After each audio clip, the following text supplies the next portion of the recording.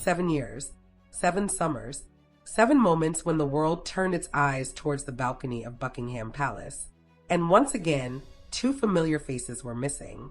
As military bands echoed through London and thousands gathered below, the royal family stepped forward for one of Britain's most enduring traditions, trooping the colour, celebrating the official birthday of His Majesty King Charles III. There stood the King and Queen Camilla. Beside them, the Prince and Princess of Wales, William and Catherine. Young Prince George, Princess Charlotte, and Prince Louis waved enthusiastically to the cheering crowds. But for the 7th consecutive year, Prince Harry and Meghan Markle were nowhere to be seen.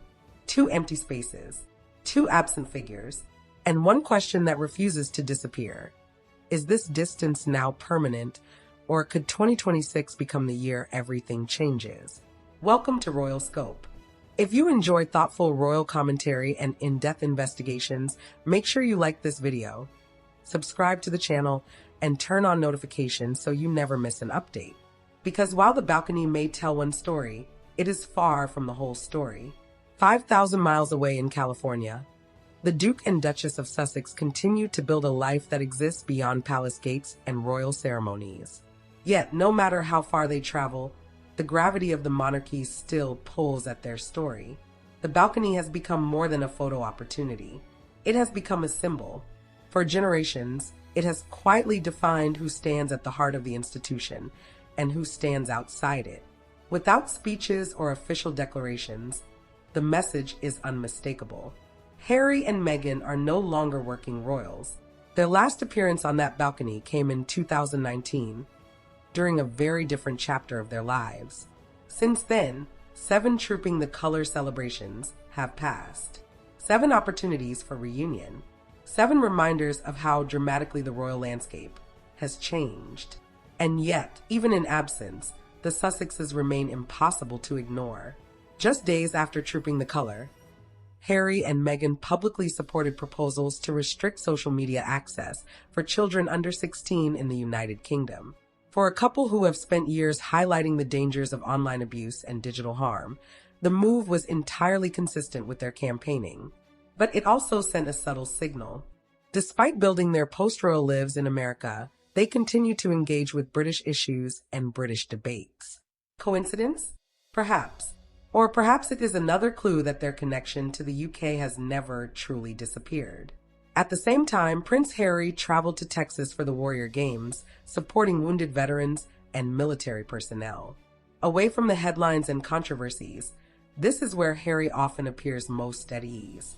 No palace briefings, no constitutional questions, no family tensions, just Harry, serving food, sharing stories, and standing alongside the community he has championed for years.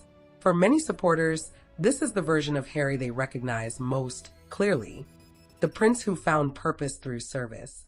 If you're finding this coverage insightful, take a moment to like the video and subscribe to Royal Scope. Your support helps us continue bringing you balanced, in-depth royal reporting. But there is another side to this story. Recent polling suggests Meghan's popularity in Britain remains deeply challenged, highlighting the difficult road any future return could face. Because this is no longer simply about family relationships. It is about public perception, trust, and whether reconciliation can happen under the glare of global attention. Then there is the issue that sits at the center of everything: security. For years, Harry has argued that adequate protection is essential if Meghan, Archie, and Lilibet are to spend meaningful time in Britain. Without it, visits remain difficult. With it, entirely new possibilities emerge.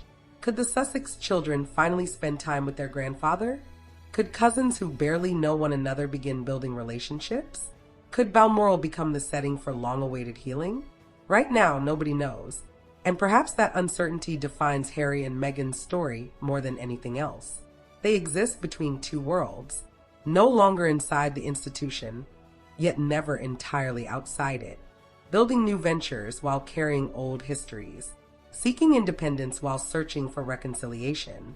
As 2026 unfolds, every development seems to point towards the same question. Will this be the year bridges begin to rebuild, or the year the distance becomes permanent? For now, The Buckingham Palace balcony remains unchanged, but history has taught us that royal stories can shift when we least expect them. 7 years away, one summer ahead, and countless possibilities still waiting behind palace walls. What do you think happens next? Let us know in the comments below. If you enjoyed this investigation, don't forget to like, share, and subscribe to Royal Scope. Turn on notifications so you're first to know whenever a major royal story breaks.